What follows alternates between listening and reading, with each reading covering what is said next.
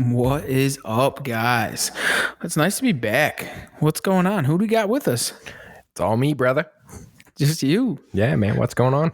Just chilling, man. Just winding down, drinking my water, hanging out in the studio. Yeah, well, not a whole lot else to do right now, you know. No. Fart around and avoid public areas. Yeah, I guess so. I guess if that's what people. Yeah. I know it's kind of tough, but you got to do what you got to do, man. Got to stay safe. Got to think of yourself. Actually, I'm a little bit more precautious now being back to work and on a boat. It's kind of one of those things that we're in contact with a lot of people, but we're at half capacity right now. So we're able to take 20 people. So it's kind of cool. With keeping the 6 foot distance and so on and so forth. And tomorrow I'll be on one of the regular charter boats. So we get to take 6 people. So nice. Kind of sucks. I just wear my mask and hand sanitize and just kind of whatever. I mean, I'm at the point where is the mask really that helpful? It's helpful to the other person. It's not helpful to me. Right. You know? So whatever. It is what it is. But you'll be good. Yeah. Oh, I'm not worried at all. The more and more I think about it, the less and less I worry. Yep. But it is what it is. The world is starting to open up. Things are starting to look on the bright side. Well, in some respects, on the other side, looks like the world's burning to hell, at least in the cities. Jesus.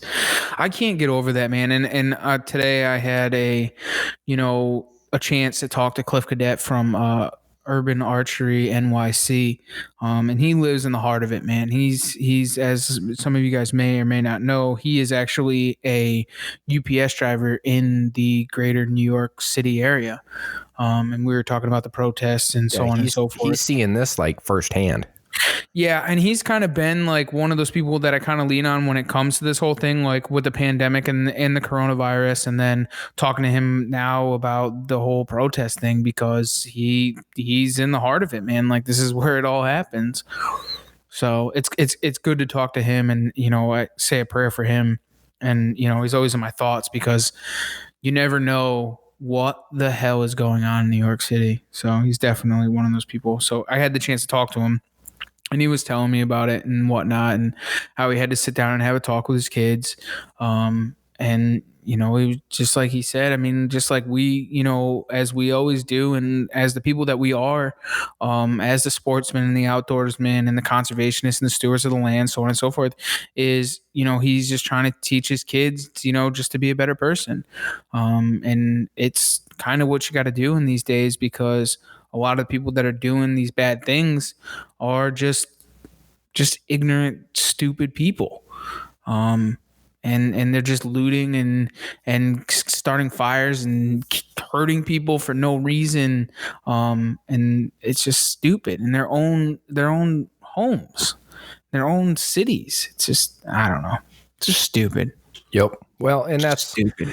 The stupid thing is you have people out there actually exercising their right to a peaceful protest, and I am 100% behind that. But what Absolutely drives me nuts is people go, they're protesting, the police are occupied, let's go cause hell. And then we're talking to Cliff, man. He was saying that like they're hitting like North Face, they're hitting like Nike, all these high end places to do it. Yeah, they want free shit. It's so stupid. It's like they're the ones who create the bad image around all of it. It's not that what they're doing. The protester side is not a bad thing whatsoever. I get it. Speak out your issues, but watching what these people are doing to local business people, not just the big chain stores, they're just wreaking havoc because they can. because they know they have a good chance they're going to get away with it because our frontline responders are all tied up. And frankly, they're the ones that, you know what, if they get shot, I see you break a window, I see you burn a building, I see you do something stupid and they get shot, I'm not going to pity you. You're the idiot. Right. Absolutely. Absolutely. There's been a lot of crazy memes that go on, man. And one of them was, rubber bullets hurt more than you playing Call of Duty on your mom's couch, huh? Exactly. That is so true. It was one of those, I was just dying. I was laughing when I saw it, and Cliff also, he sent me a video, of them looting the UPS trucks and taking it over. Well, and it's that's dude, a felony. Come on. Why do you got to do that? And him being a UPS driver, we were talking about it, and he was like, we're not here to die for the company. So if somebody wants to take it. I'm not. Yeah. I mean, do you blame them? But I mean, a lot of these people also are, beating these business owners in the head with 2x4s. I mean, come on, guys. For what? What does that prove other than you're a fucking idiot? Well, it's your friend's fucking uncle or aunt or whoever that own these businesses, and you're only hurting your own community, man. Yeah. Like, well, see, and that's the kind of activity right there that is screwing up the media. Because correct. Look at it through this. What do you see in the media? You have the bad things. Yes, it's all negative, and you have people literally just saying, "Oh, all the black folks are coming out here and destroying stuff." Well, you should look at the whole picture. It's not just the black folks. There's people of every race and whatever you want to call it. Yeah, going out doing this stuff because they can get away with it because they're criminals. But the media is only pointing one thing to incite a race war. Well, the funny thing is that the one kid that I was talking about with the rubber bullets was a troubled white kid. Yeah, I mean, there's just as many whites, Hispanics, Chinese on both sides of the fence. It is actually a very balanced amount, whether they are peaceful or whether they are hooligans. And that's the sad part about it. The media is only going to portray just enough to cause the race war that they've been trying to incite for years. They're not showing the whole picture. Yeah. Everybody is out there of every race, religion, creed, background saying some of this is wrong. We have issues with this, but they're only showing the bad. They're not showing the people that got arrested in there. I did see one clip today of people who'd been arrested for peacefully protesting, but they were in the wrong place at the wrong time. And then after 3 hours waiting to get picked up, they were sitting there laughing and joking with the cops that arrested them, going, "Hey, yeah, we're just doing our thing. We're the peaceful ones. We're not breaking anything. I got nothing against you. Hell, we support our police. We just wanted to be heard." And there was only one clip out of everything I saw today that showed that. And that's what's wrong with both sides of the media, not just the liberal media, not the red or the blue. It's all media. They only show one side of it because that's what gets them a story and that's what gets them ratings. For sure. And I totally agree with you. Yeah, I'm the same exact way. It was the same with it's the same with the coronavirus. It's the same with everything. The media just makes it so they do it enough with the hunting community. Yeah, that's exactly it. If it's something that's so negative that it brings a story and gets viewers and creates high levels of emotion in people, that's what they're going to show. They're not going to show reality. And that's the other thing. I mean, like us in the hunting, fishing, outdoor community is that we all band together. We all stick together. I don't care who you are, where you come from, what you do. I could give a rat's ass. It doesn't matter to me. You know what I'm saying? And there's just no need for none of this, man. I'm totally over all of it. And I get it, with the whole, the police thing. And I was going to go into that was how a lot of these police officers are now standing up for themselves, saying that there's not all of us are bad people. And we know a lot of these people. A lot of these police officers are friends of ours that some of them have been on the podcast, and you guys don't even know that they're police officers. Exactly. Yeah, so that's one of the things that one single clip I saw that showed some positivity and some of that good connection. There was one piece in there that a young gentleman came out and basically said, look, I respect the cop. I understand. He's got a wife at home. He's got kids at home. He's got a family at home. He just wants to go home to them too. I've got a family. I just want to go home to them too. I just wanted to be heard. And I wanted them to make sure we were safe while we did that. And these idiots that are out here doing other shit are making it very complicated for us to do this and get the right message. Yep. And that's the thing is the more people do dumb shit, the worse the message is. And the positive never comes out. And the media portrays that. Exactly. And that's the same. That's the same with the 2A rallies down in Virginia. Oh yeah, they're trying to make it such a bad thing. How do you have 100,000? Right, it was close to that. Oh, we were well over that. Okay, so we'll call it 100,000 gun token rebels, and nobody got hurt. Yeah, hell, they actually were picking up trash and cleaning up. Weird. But the difference is you had that many armed citizens. They didn't have bullets on them. Let's make that clear. They had unloaded weapons, but they were carrying weapons. But just that thought was enough to make people think that, it's probably not the best group of people to go mess with because they probably have an idea how to defend themselves. Whereas you look where they're attacking now, and they're attacking defenseless people because they can. Right. And that's what they do is they're opportunistic and they're willing to gang up on defenseless people. You will never see them come out like we discussed earlier into the country where we will make a stand and dumb people get put down. Right.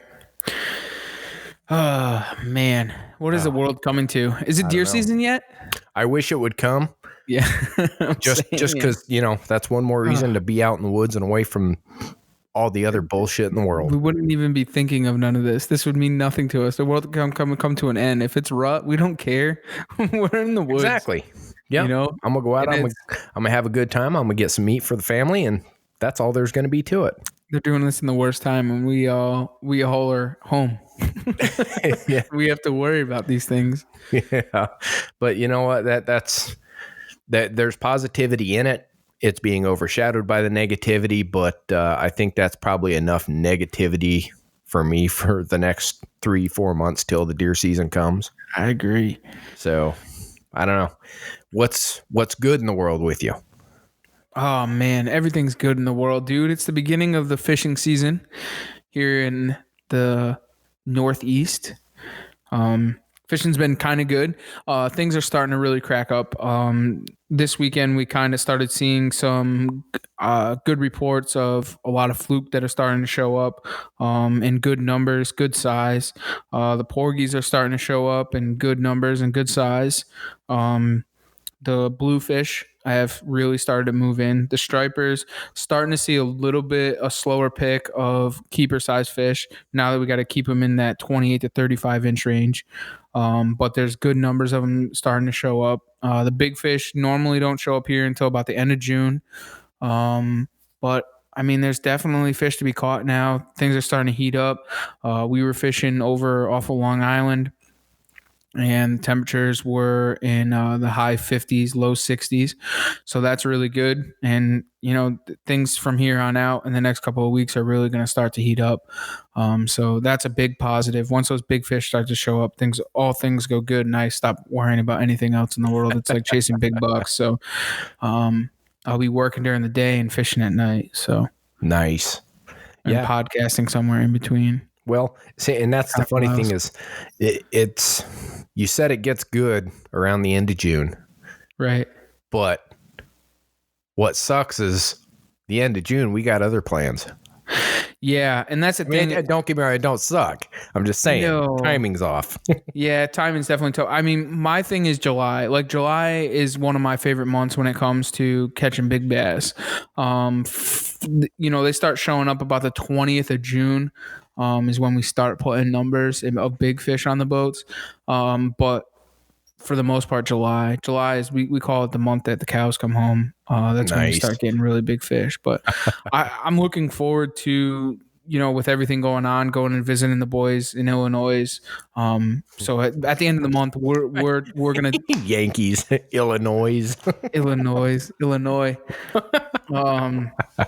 So we're gonna. I guess me and Steven made the final decision that we are going to go to make it to the shoot. I know it's kind of a last minute decision. It's still a last minute decision for us. We're still up in the air on it, but As of right now, that's the plan. yeah, that is the plan. Unless the world comes to a collide and we can't make it there. Well, who knows? Yeah, this month's kind of going to be a little bit tough for me. Just a lot of stuff going on, man. Getting back to work, being able to go out to the shoot. I got a puppy coming. Just a metric shit ton of things. And then we started talking. I was on the phone with Bones, Eric Smith, and we were talking about already doing fucking pre-rut trips Yep. to Ohio. Yep. And I'm like, geez, man, already? So I think that's going to be the end of October, beginning of November. He does 2 weeks there. So I think I will make the ride. I imagine you're coming too. Yeah, I'd already talked to him about it. I think that's something we're definitely going to just go beginning of November. Down. Yep, go do it. Yeah. I ain't going to lie, ever since spending some time out there and talking to him a little more, I think we'd be stupid not to go up there and do some public land shooting on Ohio. Yeah, I'm right with that there. And then we still have to book our trip for Maryland. Yep. Well, we don't really have to book it, but we got to put the dates down. Yeah, I think we should just have our own little tour. I think that's more or less what we're going to be doing. I mean, you think about it right now in our heads. We've got Connecticut, we've got Virginia, we've got Ohio, we've got Maryland already in the books, like ready to go. Yeah. So I can add in Pennsylvania, which correct. I'm kind of on the fence. It's almost at that point where either I hit Pennsylvania or I hit Ohio. So this year I actually think I may lean to Ohio. Yeah, I'm with that. Hey, before we get too crazy, why don't we thank the people that support us? Yeah, because I know where this is about to go. Hit down a wormhole. It's going to be pretty bad. Yeah, man. We have some very good guests tonight. Some of our greater guests are on tonight. So I just don't want to get too lost in conversation here and make sure that, we leave enough for the guests to talk. I like that. Is there something coming in? You're right. Hold on. Let me turn up the radio. I think we got, yep. There's some news for the cruise coming up.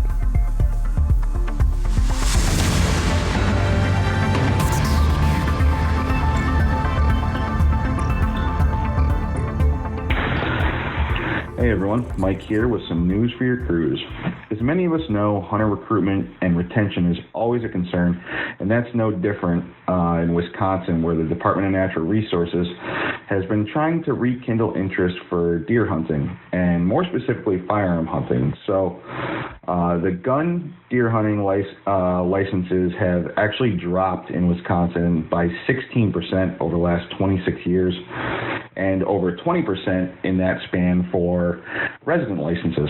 So the DNR had planned to submit questions about reframing the gun deer season to attendees at the Wisconsin Conservation Congress's spring hearings. The Congress is an influential group of sportsmen who advise the DNR on policy decisions. And due to the pandemic, the spring hearings were actually canceled, and an online survey had to be done instead, with the results being released in early May. The proposals that were sent out for review and comment and were the biggest one being extending the 9-day gun season to either 16 or 19 days, and extension to 19 days failed by nearly a 3-to-1 margin, and extension to 16 days failed by more than a 2-to-1 margin. Some pretty big numbers there.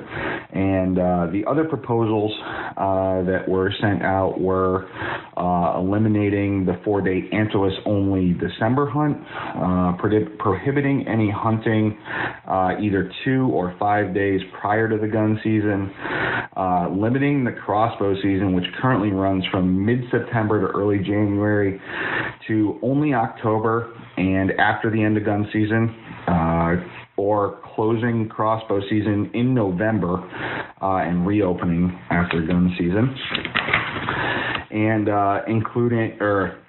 invalidating archery and crossbow tags during the gun season. Now, hunters would still be able to use those implements provided that they had a valid gun tag during that time. And the last one was looking at reinstatement of the controversial Earn a Buck program. And all of these were sent out in the online survey, and all of them were heavily opposed. But there was one change that had overwhelming support, and that one change was for the legislature to increase out-of-state license fees for both deer and bear, but there was no amount specified, which is kind of unfortunate because right now the out-of-state license fees are pretty reasonable for the state, with the deer license for an out-of-state for a non-resident would be $160, and for bear it's $251, which is pretty reasonable. So I guess we'll see what comes of that and see if they're actually going to increase those fees for non-residents. So Idaho has also seen some adversity with the Idaho Fish and Game Commission rejecting petitions for changes to archery hunting as well as wolf hunting and trapping guidelines. The petitions included allowing lighted nocks for archery hunting, and the petitions included requiring signage near wolf traps and also requiring signage posted during active wolf hunting season. A similar petition had been brought forth in 2014 for the lighted nocks, but the commission has kept their stance since then on maintaining existing rules and limiting technological advances on that type of equipment for bow hunting. I don't know about any of you, but lighted nocks sure not helping my accuracy on the range. The wolf signage petitions were rejected, saying that there are current regulations and voluntary measures in place to ensure safety. They would be an added unnecessary burden, and that current regulations have limited the risk to domestic dogs, camping, and hikers. So now let's head back east to the Northwoods, where Trev was lucky enough to spend some quality time recently. Congrats on all those moose sheds. That was pretty awesome. So on May 28th, Maine biologists proposed a 61% increase in any deer permits for the 2020 season. That brings the allocated any deer permits to an all-time high of almost 110,000 permits for the 2020 season. The goal is to harvest more does and cull the state's growing deer population after a shortfall in deer harvest last season and having a mild winter. State biologists stated that the state's doe harvest goal for 2020 is 13,000, aimed at reducing the population, particularly in southern Maine. The majority of the any deer permits will be issued for southern and central Maine. And the state estimates that the deer population this year to be around 300,000, up from 230 to 250,000 last year. The Inland Fish and Wildlife Division has stated that if the any deer permits do not achieve the doe harvest goal for this fall, that other methods of thinning the herd will actually have to be considered. There hasn't really been any information on what those could be. So stay tuned to see how this year goes. Also from Maine, they have approved an increase in the number of moose permits for 2020, which is great news. It'll be up to 3,135 permits issued this year. Most of the additional permits will be for northern Maine, and that's due to that region.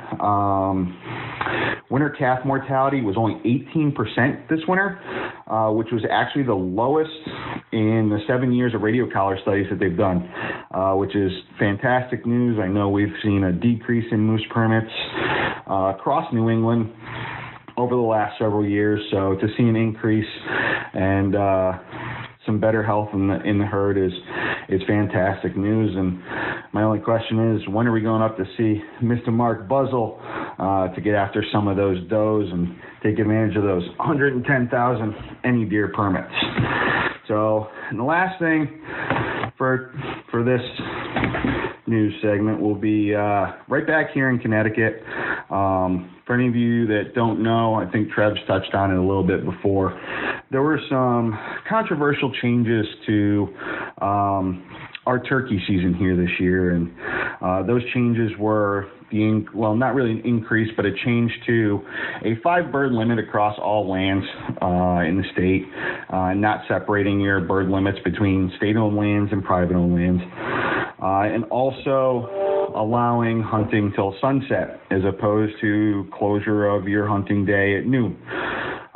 There's been a lot of talk about how this would affect the bird populations and hunter success. And just recently, our Department of Energy and Environmental Protection has released some numbers on the junior hunting days, as well as the first 4 days of turkey season. This year, the junior hunting days, the harvest was up from 2019 from 48 birds to 65. And for the first 4 days of the regular turkey season, there was an increase of 103 birds taken from 462 in 2019 to 565 birds this year. That is a 24% increase in harvest over those first 4 days. And this year, when you are reporting your harvest, Deep is asking that you provide what the time of your harvest to track how many birds are being taken, after 12 noon, to see what the changes in harvest with extending the hunting hours. Well, over the first 4 days, they saw 19% of the harvest taking place after noon, which is going to make up a good percentage of that 24% increase in harvest overall. Remains to be seen if that's an effect of more people spending time in the woods due to the pandemic, or what the overall numbers for the season might be when those numbers finally come in.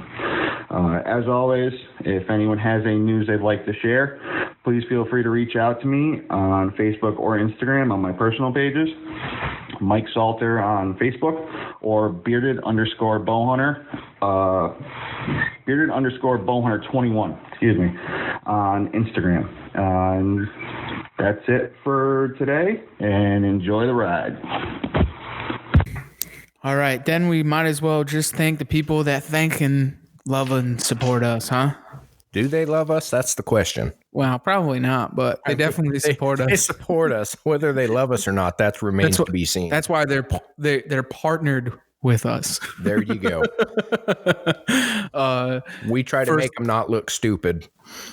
Yeah, it's true to that. And you know what? I'm going to start off with my man, Drew Walter. Happy birthday to Drew, his 30th birthday. My man.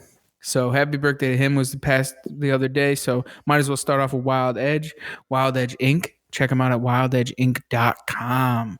Get your step ladder. There's a couple of sales going on. Not sure if they're still running, but I think I didn't check today, but I think it's going to end today. I know they had extended some stuff on the discounts on the whole mobile setup, but if you didn't catch the sales, you guys missed out. They had some incredible deals on some great gear. Yeah, we were sharing it on our social media, so I know that at least we tried getting it out to everybody so they all could see exactly what was going on. For sure. But definitely check them out, wildedgeinc.com.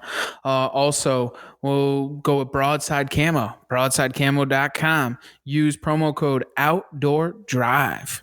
I saw that it got used the other day. Nice. Caddy Cowboy used it up. He got himself a beanie.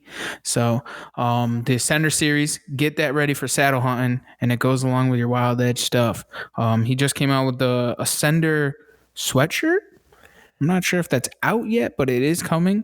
And And then you always have your Versa and your Versa Light series. So make sure to check them out at broadsidecamo.com. Nor'easter Game Calls, nor'eastergamecalls.com. Go check out Mocky Mock. It's almost time to get your Evolution Series Grunt Tube. Almost also, time. Start getting it now. Get loaded up and prepared for the season. That's what I'm saying. You got to get ready. And your fall turkey season, your turkey pot calls, your turkey box calls, so on and so forth, your crow calls, your anything, your predator calls, anything you need, he's got it. Check him out. Also, he has a scent eliminator and he has a bunch of scents also. So make sure to check them out. nor'eastergamecalls.com. Wicked and Twisted Bowstrings, wickedandtwistedbowstrings.com. Promo code Outdoor Drive 10. Get yourself some bowstrings. She has the BCYs and she has the Bloodlines now, which are a softer string, non-waxable, non-needed to wax bowstrings. So you can get those in any color and any assortment. Also, check out.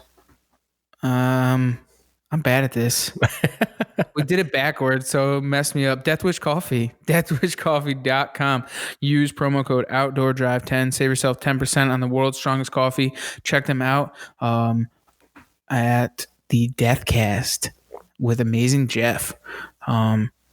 Get yourself your K-Cups, your beans, your ground stuff, you name it, they got it. Ooh, the cold brews. Don't forget about the cold brews. Them things are dangerous. Yeah, nasty. Also, Hunter's Site, huntersite.com, your algorithm and your hunting journal. There is a free version. I think next week, Monday, we'll have on the Bryce man, the Stone. myth, the Bryce Stone. Yes, sir. You'll be on then. Who else am I forgetting? Off the top of my head, I think you nailed them. All right, good, great, grand, awesome. No yelling on the bus? Yelling on the bus. You missed it. It went over your head. All right, good. I mean, we could thank a lot of other people, but we'll just keep it at that. Crazy. Yep. So, like we were talking before, big plans for deer season. I'm kind of really excited. So we're gonna try and do Maryland to get our Sitka deer, possibly a whitetail, if they come out. That's the hope. I'm not gonna pass on an Eastern Shore whitetail by any means. No, you'd be stupid too. Yeah, There's some studs where we're gonna be. Have you seen any when you were down there? Oh yeah. I mean that the buck I took last year was only about 40 minutes from where we'll be hunting Sitka. Okay. And he was a small buck. I mean, I think he was 123 green. I didn't even bother finishing scoring him, but that was an Eastern Shore Maryland buck out on a field, and he was a young guy. I mean, he probably wasn't but 2.5. But when you only got one day, you shoot what you got, and what's running around there will make you say, I mean, they're comparable to Midwest deer. Yeah, it's going to be tough, man, especially, holding off on a whitetail to take a Sitka. I really want a beautiful Sitka. thing is if whitetail comes through, you can thump him and then wait on a Sitka. You can get a stag and a buck in the same day. It's legal. So man, it's basically. I just don't know. Like, you just don't want to taint the woods because you want that Sitka. Like everybody, like I want one in the worst way. Like I want one for the wall in the worst way. I get that, but you got to remember you're in swampland. I mean, you're in the marshes, so right. Your scent is getting a good job of covering up. Plus, in all sense, if we approach it right, they're going to be coming in from in front of us, and anything you shoot's going to be getting out of the way in the water. So you should be fine. I'm pumped. It is what it is. We'll see what happens. Either way, it's going to be a fun trip. You can't pass on nothing. I don't know. You get up in the tree, man, and your adrenaline starts going. A hind comes in, and I'm whacking it. I really don't care. Hey, like I said, I skimmed a hind last year. I misjudged my sight because I truly didn't understand how small they are. Right. And I misjudged my range and just went right over her back. And that's the thing is you really got to set your ranges when you get in there. Because coming from the guy that shoots woodchucks. hey, if the damn woodchuck comes out of my garden at 40 yards and I can see him from my mic right here, my ritual is right next to me, and I will make sure that groundhog does not eat any more of my garden. I love it. All here, whack. Got him. Got him. Oh, I love it. No, and then meeting up with Bones up in Ohio, man, I'm really looking forward to that. Just the fact to be able to spend some time with him and hunt and get to know and see different land. One of the mistakes that I made last year was I was gone for my rut here in Connecticut. A little upsetting. I was gone between the 10th and the 15th of November. And of course my cameras were going bullshit. I mean, it paid off for you in the long run, but at the same time, I get where you're coming from. I shot my deer on the 22nd of November last year. And he was never on camera. He was actually never on camera during that whole entire thing. But there was like 4 or 5 other shooter bucks that had come through that area, which I probably would have shot them, and they wouldn't have meant what this deer meant to me. But I don't know, man. That's one thing with traveling and going on different hunts is that you miss out on some of your homeland turf, and it's rolling dice, man. You go somewhere, one of those things. You may set yourself up, and you may get a Midwest monster on the day that for 3 days straight your target buck came right under your stand at home. Mm-hmm. You just never know. And I've been in that boat. I've done the same thing with one of my target bucks out here behind the farm. Hunted in Pennsylvania and came back and found out my 12-point target buck crossed every day I was gone. Right at perfect time. But that's the gamble. Yeah, and to me, man, to be spending the hunt with you or Eric or anybody that we're going to hunt with, like it is what it is, man. Like I think it's more important to me than shooting a big trophy buck or your target buck, man. It's to making those memories and shooting a different deer or not even a deer. Like it's just one of those things that's in the back of your mind, though. It's like you put in a lot of time and effort to be able to shoot that trophy deer back home, but I don't know, the experience of being at a camp with your guy friends and sitting around the campfire and bullshitting is definitely way better than you just being in your tree stand and shooting your target buck to me. Oh, for sure. Well, there's a feeling that comes along when you're off on a trip like that and somebody gets an animal. You get that call, hey man, buck down. You're out in a place you don't know anything about, and your chances are very slim.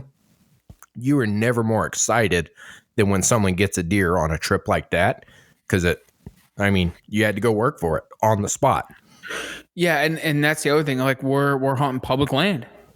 Yep. So when we are traveling, so it's tough to, you're doing what you've done and put in the time and effort on public land back home. You're trying to cram it into 5-7 days. Exactly. So, I look forward to it, man. Like, I love fishing season. Fishing season is like my bread and butter. Like, I love it. Like, I live, breathe, and dream for it, just like I do the rut. But nothing beats thinking about deer. Like, I'm already getting phone calls from Seth. And he's like, dude, what's going on? Like, you got time to hang cameras or what? I'm like, bro, it's fucking the end of May.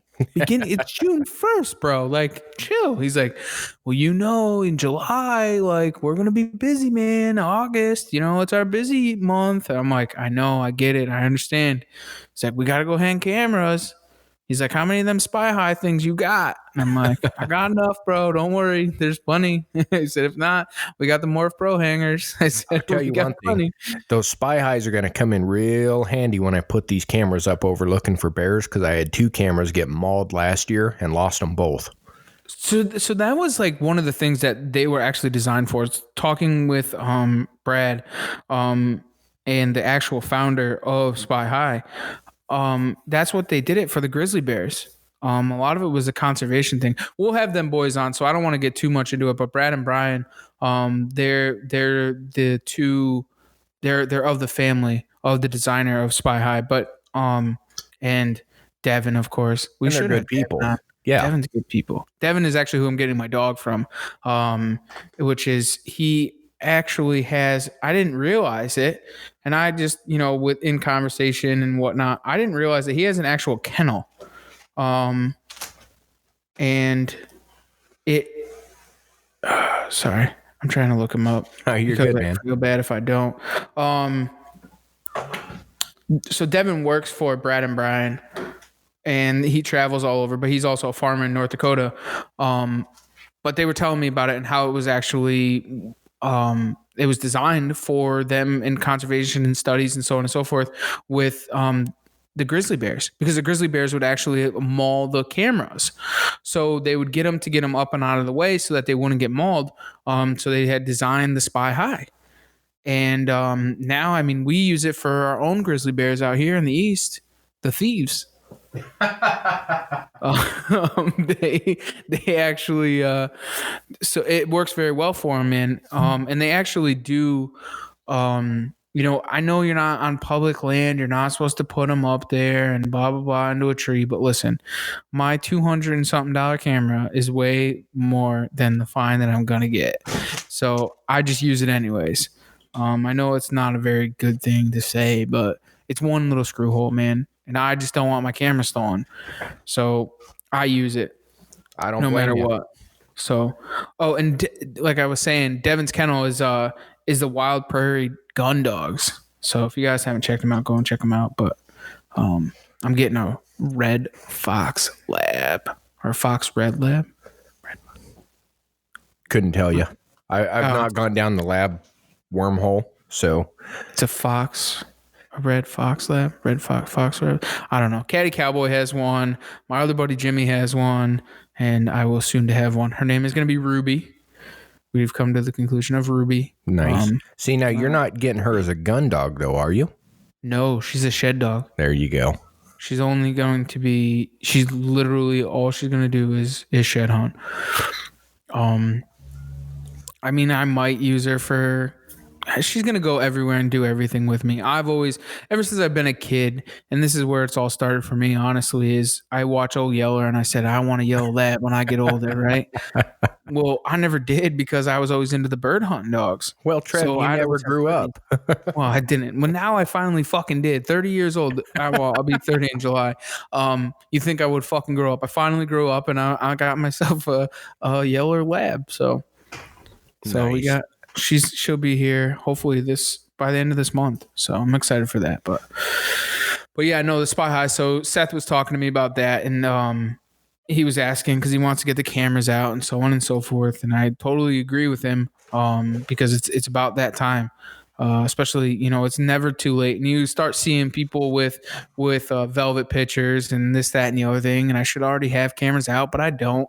Do you have deer cameras out, Steven? I've got 3 cameras out right now, but just right here on the farm, mainly because my cherries are fixing to turn red, and that's when the bears like to come in and crawl up the trees at night.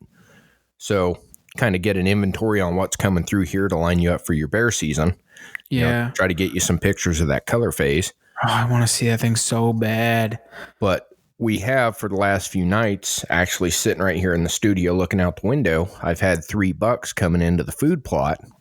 Nice. And right now, they're, my estimates are 2.5-year-olds, but it's hard to tell right now. That body weight is off from the winter. They're just starting to grow, but they're already out. They've got their eye guards forked out and they're coming up. Their G2s are starting to fork. So there's some potential for some decent deer back here on the farm this year. Oh, that's awesome. So I've got a couple. Those are Kim's deer. Yeah, those are definitely Kim's deer. And then unless one pops out while you're here. Oh, no. Fair game, because there are plenty. No, I'm here. I'm there for a bear. Oh, I know that, but I'm there for a bear. If a nice buck walks by and you don't shoot it, I'm gonna be a little pissed. All right, I'll let it have it. There you go. So yeah, I've got 1 camera on the food plot, and I've got 2 cameras on cherry trees that are also the main crossing corridor for where the deer and the bear come through. Yep. So hopefully, I'm gonna just let them sit and run for about the next 3 weeks and not touch anything, and we'll see what happens. Hell yeah, man. And then normally we have deer camp up here. I'm gonna have to look at the dates. But normally, so that's when Mark and Ethan come down from Nor'easter, and they spend a lot of time with us. And I believe we have a special guest this year. Oh yeah. Yeah, Chad. Oh crap! I forgot about that. Yep. So he's been talking to me back and forth, and he's planning on coming down and hanging out with us for deer camp, which is fucking awesome, dude. I'm more than that. I'm ecstatic that he's gonna come and spend that time with us. So that'll be kind of fun, and I think we're gonna do it a little bit different because normally we hunt on the one property where camp is. And that's a pretty big piece of property, but things have been a little tough in years past. I mean, we always shoot deer, but I think this year we're going to do a little bit more of public land hunting in the area. Nice. So kind of like get off the beaten path, but we just need to, once we start crunching down dates and times and so on and so forth, then we'll be able to figure out kind of what we're doing. Now, I'm not going to get arrested while we're hunting up there if I knock an arrow before I'm drawing, right?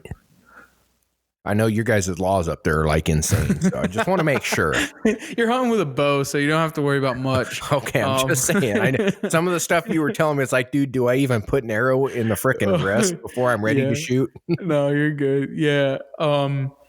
Yeah, our laws are a little messed up, man. But when it comes to bow hunting, it's not that bad. We can hunt on Sundays here with bow hunting on private land, so that's not bad.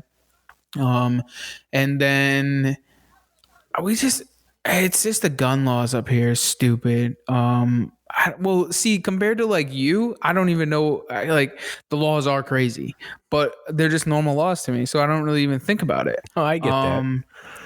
I just know that I'm gonna have to go up there with a book of law and study it for a month before a gun up there. No, you'll be fine. You'll be totally fine.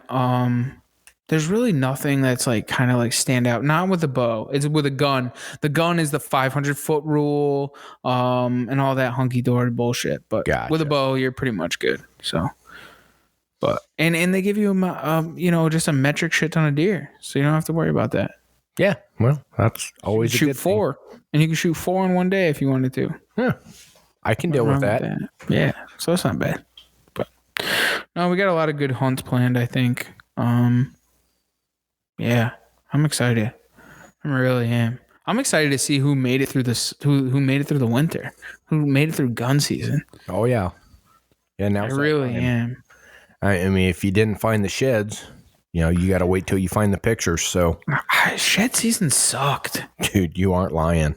One of the worst shed seasons I've ever had. I think it's what kind of drove me to buy a dog. I can get behind that. I've always wanted a shed dog, I had a shed dog, but like last year I finished off the season with 35 sheds, and a couple of them were stunners. I mean, they were beautiful bucks. This year I hiked my ass off, and I think I only found, it was that first shed I found with the broken drop tine. That was the only good shed I found. The rest of them were pretty much old whiteys from last year that were sun bleached, and I think I ended up with like 7. It was insane. So I was 24 the year before, and this year was 11, 7, 11, something like that. 10, 11. They were all horrible fucking sheds. I got one good shed this year. That was it. And that was off the island. Yeah. That was off the island. That was the only good shed that I got. Everything else was tiny. So it was bad. It was bad. And I think a lot of it, obviously they dropped late. And by that time we were just so over it. We had already gone to these spots 2-3 times, and it just wasn't worth it. And right. I think, you know what I did get though? I got 4 moose sheds. Yeah, you got some paddles. So that was kind of cool. Actually, it was kind of funny. My uncle lives in Jersey, and he sends me a picture the other day, and he always does, man. He constantly sends me pictures of deer in his fucking backyard, right? Doesn't that drive you nuts? He's like, "Oh, there's deers in my backyard," and I'm like, "That's great. I'd care less." I said, "Can I come kill him?" no, your aunt won't like that. I go, then what? Stop sending me pictures. Stop Right. sending me pictures. So the other day, he sends me a picture, and it's of a giant drop. And I'm like, dude, are you kidding me? And it's like, it's pretty badass, actually, believe it or not. It's got a lot of character on it. It's got like, I think it's got like a split brow tine. It's got like 2 little kickers off of it, and I believe it's a 4. It's a mainframe 4 with like 2 or 3 different kickers on it. And I was like, dude, what in the hell are you going to do with that thing? He's like, well, your aunt doesn't really like it, so I'm going to send it up to you. And I'm like, really? He's like, yeah. He's like, you should come and look at my backyard. And I was like, now, see, this is something I can get down with. Because he has like all this like preserved land. He's got bears in his yard, everything. And I'm like, yep, I could definitely take that. But I couldn't believe it. He found a freshie right in his backyard. That's hilarious. Yeah, and it's still brown. I don't know. Fucking crazy. Hell yeah. So, I don't know where that story was going, but It was a good story. It was the other day. He found a shed the other day. So it's like, should I be out there shed on? No, now, make that switch. Start thinking about fishing. Everything's green. Fucking green. Remember how it was green when we were down there in Virginia? Turkey hunting with you? Yep. We just got that a couple of weeks ago. Probably a week ago. We got that green snap. No kidding.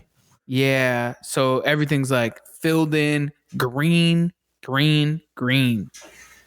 So it's definitely, you couldn't find a thing in the woods if you wanted to right now. Everything is all grown in. Something fierce. Crazy. Yeah, it's nuts. It makes me laugh because, I mean, you saw my food plot while you were out here. Uh-huh. Right now, it's actually taller than my wife. Wow. My winter wheat right now is 7 feet or so. I mean, it is... We are so far into green season, it's sickening. I can't keep up with the vegetation out here. So what do? You go and you cut it down? Like brush hog it down, or? Yeah, some of it I'll brush hog and let it reseed, or I'll throw and mow and do a no-till. I let a lot of it get up nice and high like that because it actually creates a barrier on a neighbor's driveway. So that way when the deer in there early morning and he drives out, it doesn't spook them out of the field. They can just hunker down and keep feeding in the clover that's in the center of it. Okay. So it's like having a switchgrass on the outside of it. Basically. Or a shield or screen or whatever. It's just a screen along that road, and it keeps them comfortable and keeps them on the food plot. And then here soon, what I'll do is I'll actually go through and do a foot crimp. Just a 2x4 with a piece of angle iron on it with a rope. Uh-huh. And you just step and crimp after I throw seed down. And it's basically the buffalo system. So your tall grass is going to lay over, it's going to die off and keep the soil a little cooler. It keeps it fertilized because all that material will just break down and go into the soil. And I mean, it's a really cool system if you haven't looked it up. It's called the Buffalo System. So are you saying that you're going to do a YouTube video on it? Are you forcing me to? I mean, there's already so much incredible stuff on YouTube about it. It's actually how I learned it was through Growing Deer TV and just watching it and seeing how it worked. And then looking at my situation, I'm in year 2 of getting this plot put together, and it's amazing what the results are, what the differences are when you do this. So it's kind of experimental, but letting it grow up, make the natural screens, and then putting in your fall mixes and then crimping, it's amazing. I mean, my brassicas and stuff last year were 3 feet tall. I mean, I had turnips out there. They didn't hammer them down? Oh, no, they were in there, but it came up so well and so fast, they couldn't mow them down fast enough. So I had greens literally until December. So what makes it so that you can keep those greens like that? A lot of it's the soil. So I do the soil sampling, of course. Mm-hmm. And once I get the soil samples, I figure out what my pH is, what I need to add, etc.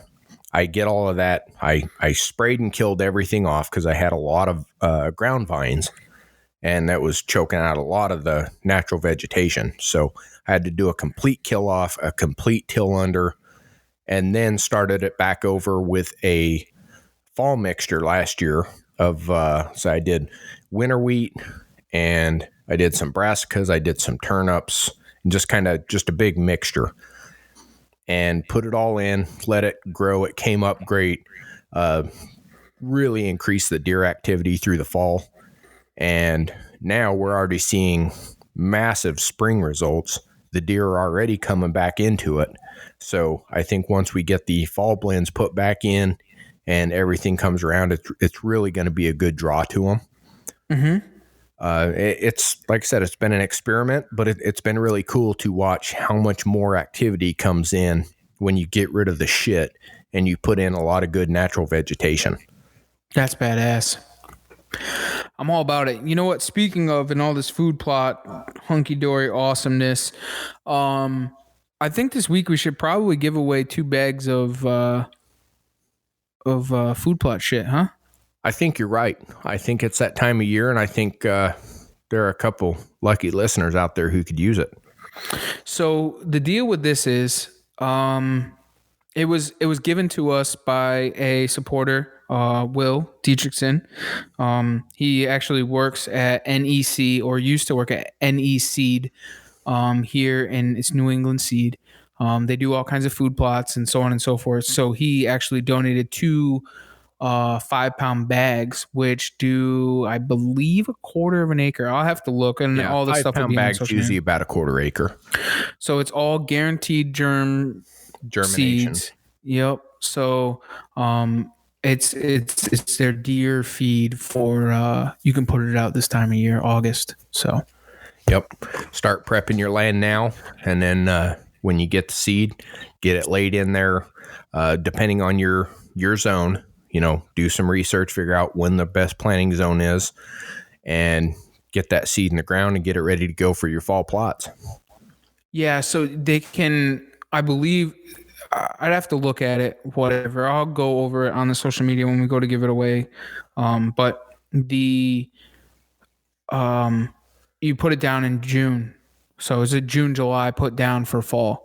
So you can do an early season or a late season depending on it. So yep. It's got clover, it's got brassicas, it's got pretty much everything. It's a big deer mix. So I should have brought down a booklet into the studio so I could read it off properly, but we didn't think I forgot about it until you said something. So might as well just give it away, right?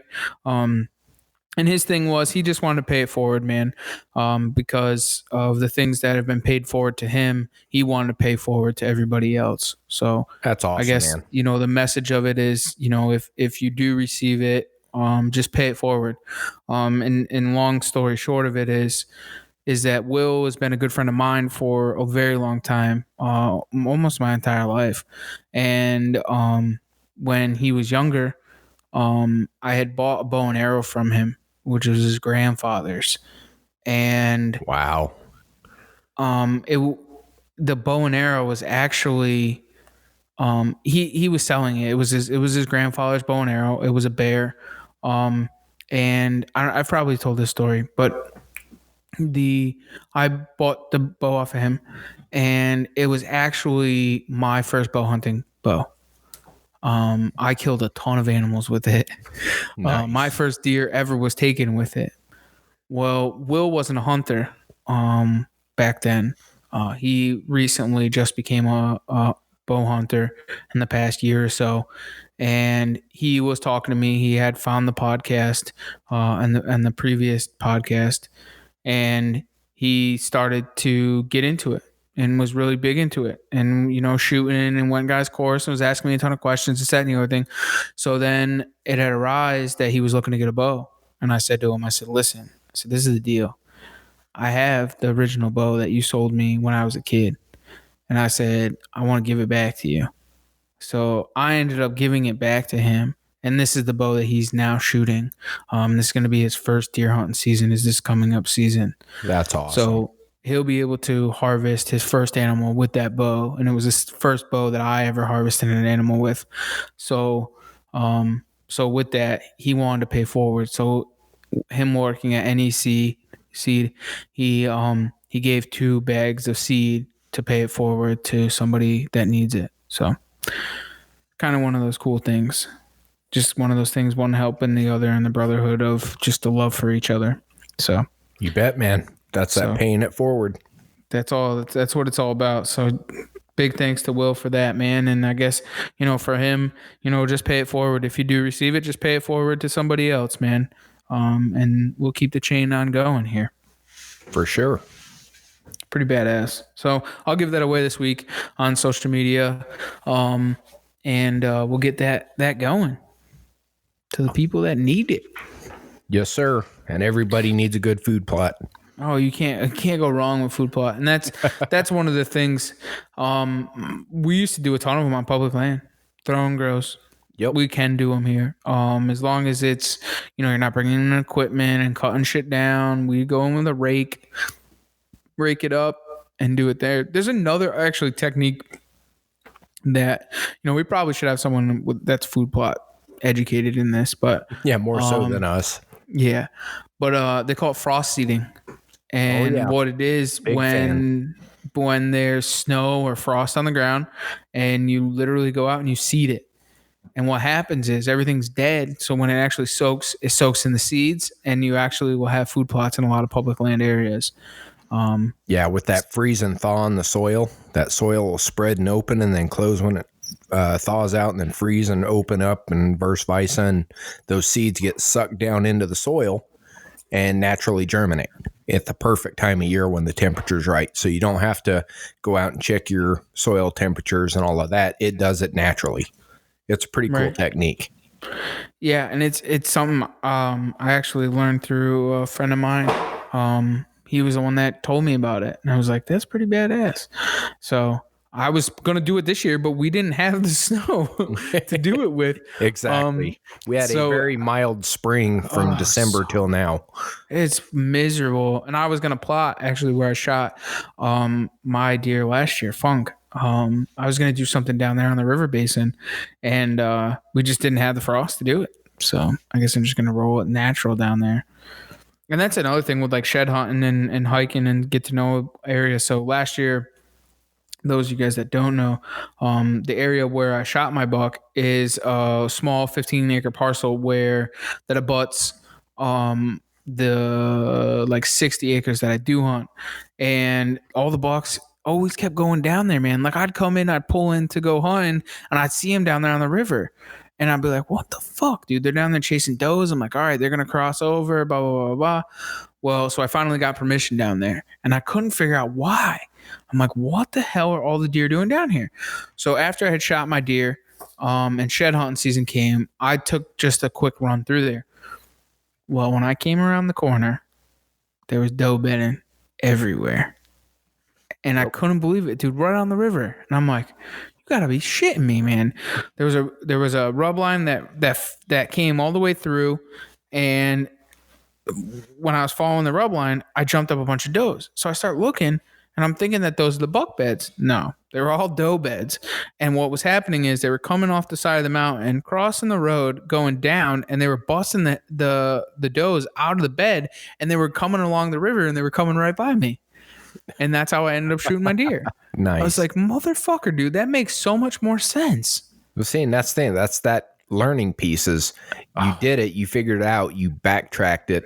You spent that time in the spring, and you put the pieces of the puzzle together. Now you get why they do what they do, which is going to make it that much better for you to set up on them this year.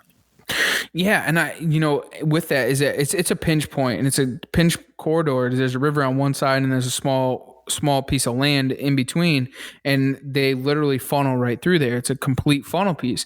And on my camera, dude, all the deer just kept funneling right through there. I'm like, man, I hit the X on the spot, man. I'm fucking good. I wasn't good at all. It's just the only place that they could go. and then realizing, like you're saying, dude, just putting the pieces of the puzzle together, now understanding where they actually come from. And I didn't know, man. I just jumped in there, just did what looked good and set up shop, and so for this season, things will be a lot different. Yeah, and that's the I'm thing. actually looking forward to it. You take last year, you take what you learned, you apply it to this year, and just get that much better. And that's the progression as a deer hunter. And I think a lot of people kind of get a little bit perturbed or upset about different things like, oh, I don't understand what's going on here. How does this work? Or, they're trying to get that full circle picture in one season. And that's not the case. No, never. It takes years to understand it. Like when you guys that are newer hunters or even, seasoned hunters, it takes years of understanding the land, the lay of the land, the way that the deer move. You can't just go in there and understand it, think you see deer, and that's it. That's not the case. The food sources change constantly. The times of years where the deer go, when they go from soft horn to hard horn, when they go into rut, everything changes. So years and years of experience is what gets you success in these areas.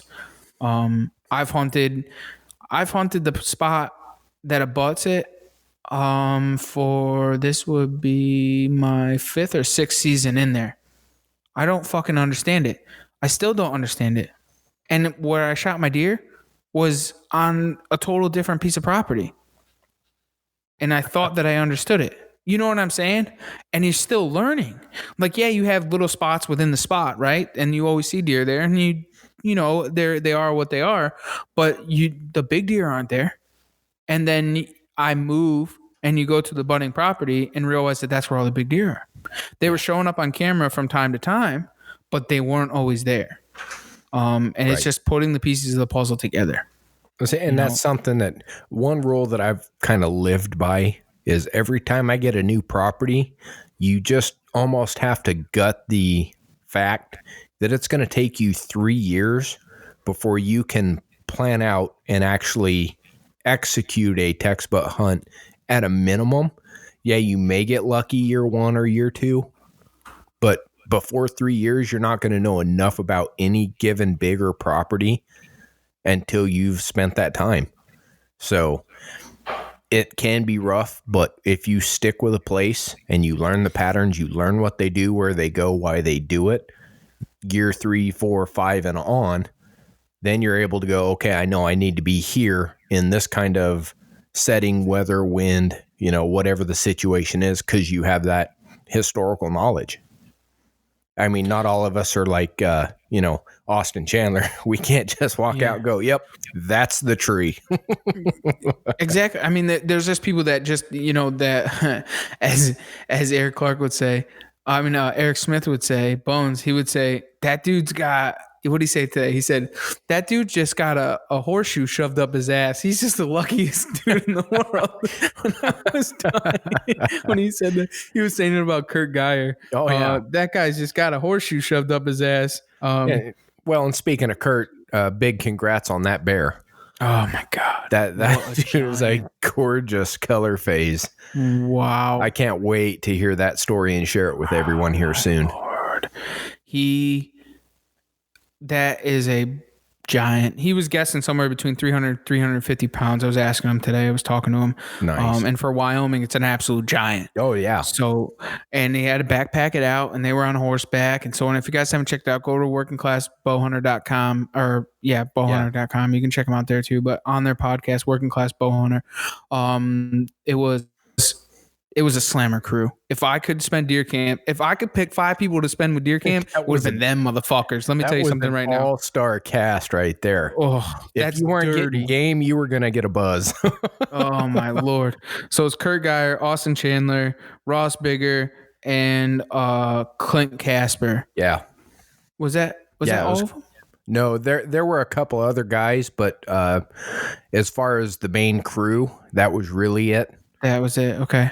So yeah, I just didn't want to forget anybody, but yeah, that was a stellar crew, man. You got Lord Chandler himself. Team Ralston. Oh, dude. And then you have full throttle Clint Casper, bro. I couldn't. If I was, that would be my deer camp, man. If I could have a deer camp, that would be with them boys. They to learn the people that I look up to. That's them.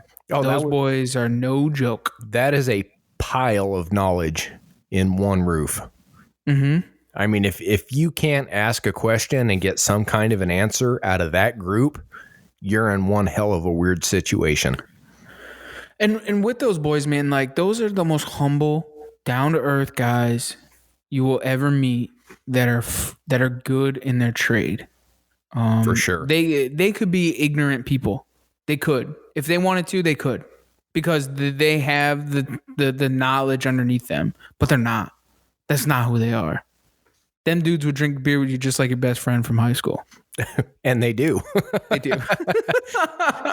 They do. That's the big keynote, and the big thing I'm looking forward to, honestly, with the shoot is, it'll be fun to go shoot with the boys and hang out, shoot the shit, try to get some prizes again this year. But really just spending time with those dudes, kicking a beer back, having a good time. They're just good people. I mean, you don't find a better time in the world than bullshitting with that entire WCB group. For sure. Absolutely. And you know what? And I hate to say this, and the East has big shoes to fill, my friend. Well, I almost didn't want to go because I have an upholding challenge. That's all right. That needs to be met. I will be fine-tuned and dialed in, especially once I get that new string on the bow and get everything retuned for target season this year, because, yes, I am slacking. I should have had this done 2 months ago. Yep. But once that's done, I'll have this thing drilling, and we'll hold court. We'll keep up right there with the royalty. Oh, man. Well, I tell you this is that I think that the synergy is coming for the ride. First off, no confidence. No, she's taking the ride. And the only reason that she is because, I have the cure too. The cure is definitely going, but the synergy is also going. You just want the synergy for Doris. That's all it is. And that's what I was saying. That's what I was saying. She's definitely going to be broken out just to, for old time's sakes. Well, my question is, are you going to rebuild and replace any of the arrows that you lost here before we go? So this is what nobody else knows is the arrow that I shot Doris with last year is in a tube and hasn't been touched since it shot Doris. You're going to bring it back out to shoot Doris again. Same arrow. Beast. It's been here. It's been waiting to go back. So I'm gonna bring it. And that's the only reason why the synergy is taking the ride. Nice. But I might just do it with the cure. I might try it with the cure. I don't know. I'll tell you what, that bow is a tack driver, a fucking tack driver. Oh, I know. Up to and this is the truth of it, man. Up to about 40 yards, and then I start to lose it. Nah. You were shooting well. I mean, shit, we were shooting 100 yards with that damn thing, and you were shooting pretty well. With the synergy. Yeah, with your synergy. I'm saying with the cure. Oh, gotcha. And that's in. Listen, I'm just starting to sight it in. Yeah, I'm shooting. I'm shooting that's well. A confidence thing. You don't know the bow well enough yet to be confident at those distances. And I was shooting well. All right. Listen, I'm shooting well at 50. I'm holding probably a 4-inch group at 50 yards, 60 yards. But it's not what the other bow was. Well, I guess. It's not as forgiving because it's a shorter axle to axle. Oh yeah, that 31 and 13/16. You got to be on your shit. It's and that's what it is, man. And you really realize the difference of having a long axle to axle bow and a short axle to axle bow. It's not as forgiving. Well, just to put a little pressure on you to get you going so you do really tune up before we get out there. Kim was just out shooting her Ember, and she was shooting 60 yards shooting 4-inch groups. That's awesome. Just saying, we're going to have to button up. But yeah, she's actually out. She's shooting very diligently right now because they moved the Pennsylvania Total Archery Challenge shoot into August, where it was supposed to be last weekend. Mm-hmm. So she's really getting out and learning that bow, getting used to it, because the course we are shooting is actually a long range course. Our minimum shot is 60 yards and goes out to 105. Luckily, it's a fun shoot, so you can walk up into the target, into your comfort range. Yep. But she is very particular that she wants to be able to shoot between 40 and 80 yards. And she's out there hammering it, and that Ember is, it's doing it. It's doing work. That's awesome. That's a great bow. I got the chance to paper tune it, and I'll tell you what. Isn't it a smooth shooting little sucker? That thing is badass. I almost wish that Michelle wasn't like really into the whole archery scene, because I would totally steal that thing. No questions asked. Dude. I totally would. Yeah, it is like the perfect turkey bow, the perfect bow fishing bow, the perfect close range deer bow. I mean, you could literally shoot that thing for hours. It's just a fun, smooth bow. Oh, I just got something cool. What's that? I just got a message. Oh, dude. Wicked Twisted Bowstrings is doing another giveaway. Oh, snap. We are giving away an archery package. Here's your chance to get in on the incredible prize package. Please follow these steps to enter and comment done. Like our Facebook page at Wicked Twisted Bowstrings. Share this post and tag 5 friends, and go to our website, Wicked Twisted Bowstrings, and our product category. Enter your email address. Winner will be drawn using this email address. Our winner will be drawn when the Wicked Twisted Bowstrings Facebook page hits 2,000 likes and the website email hits 200. Hell yeah. And right now they're at $14.62. Drive them up, guys. Get on there, give them some support, and get you something. And I'll tell you this right now. You want in on that package. Let me tell you this much right now. There's a t-shirt, a koozie, a sling, a sight, I believe a bowstring, a sticker. This is no joke, dude. Mystery gift card included. Oh, snap.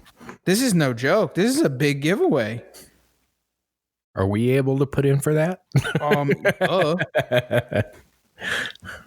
Wow. All right. Well, that just came out. That was right on Wicked Twisted Bowstrings on Facebook, guys. So if you guys haven't, make sure you guys get in on that. That's a good one. I just realized that. Sorry, that came in and I was like, I gotta share that one with everybody. That's all right. Just so everybody knows. It's cool when I get little live updates like that. Oh, for sure. So we got good plans, man. I can't wait till fishing season. You're gonna come up this summer, right? Oh yeah. Yeah, the original plan was actually right around the time we're going to the shoot. But since you're saying no, wait until the cows come home, then we'll do the shoot and then we'll turn around and do a trip. Yeah. I'll tell you this. I'll look in my log and see what's best. And come up. Normally around my birthday, dude, is like July. Is like fucking stupid. So what you're saying is we need to go have a birthday party on the boat and slay some monsters. This sounds like a plan. That's what I heard. Yep. And I'm not drinking anymore. So I don't know how my 30th birthday is going to be with no drinking. So, well, you ain't got to drink to have a good time. No, I know. It's kind of cool. I'm down some serious weight now, but I just trying to change up my diet and shit. So. No, it's all good, homie. Like I said, it's a great situation and a good time to point out you ain't got to drink to have a good time. That's right, man. That's what it's all about. Fuck yeah. Totally agree. I'm all right with it though. It's weird. It's definitely different. It's totally not the same, but I'm okay with it. I feel so much better now. I think I'm down 30 pounds now. Yeah, there's a big difference. Looking back at pictures, you can tell. I mean, you're doing well. It's obvious. It's fun though. I enjoy it, man. It definitely keeps me more mobile in the woods and being able to hike and do all those things and not have to worry about it. So, for sure, man. And that's awesome. the thing is, when you come down to it, your most success is going to come from being healthy. Absolutely. Because if you need to make that extra mile, or anyone who's never had to drag a deer out of the public land woods for, a mile or two, or pack something, like an elk out west or a mule deer, or in Kurt's case, they had to pack his bear out. If you're not in shape, you're going to know it, especially if you get into high altitude. So at the end of the day, checking your health's not a bad thing, brother. No. And I think, it could be way worse when you're quarantined and you're at home. You could just eat and not take care of yourself or not do what you got to do, but you definitely have to. And it's important that you do, for sure. Nothing's better than your health. Definitely. Well, what do you think? Want to go ahead and wrap this one up? Let people get back to their lives? Yeah, it sounds like a plan. Why don't you close them on out? I reckon we could do that because I got a feeling we keep going down this rabbit hole for a couple hours. Oh, yeah, and they don't want to hear us blabble. We haven't had the chance to talk, just us, in a while. I know that everything's going to kind of kick off here. We've had a ton of fishing podcasts. We have a couple of hunting podcasts here on Thursday. It's looking like we have Matt Garris from Out on the Limb. Then we have Bryce Stone. So we got some good podcasts coming, kind of keeping it, the mix here of the whole hunting and fishing aspect of it. If there's somebody that you guys want to hear, something that you think you should hear, or somebody that that you think is a good fit for us, don't be afraid to email us, message us, text us. You can find me on Instagram. You can find Steven on Instagram. You can find me on Facebook. You cannot find Steven on Facebook. You can find the Outdoor Drive on Facebook.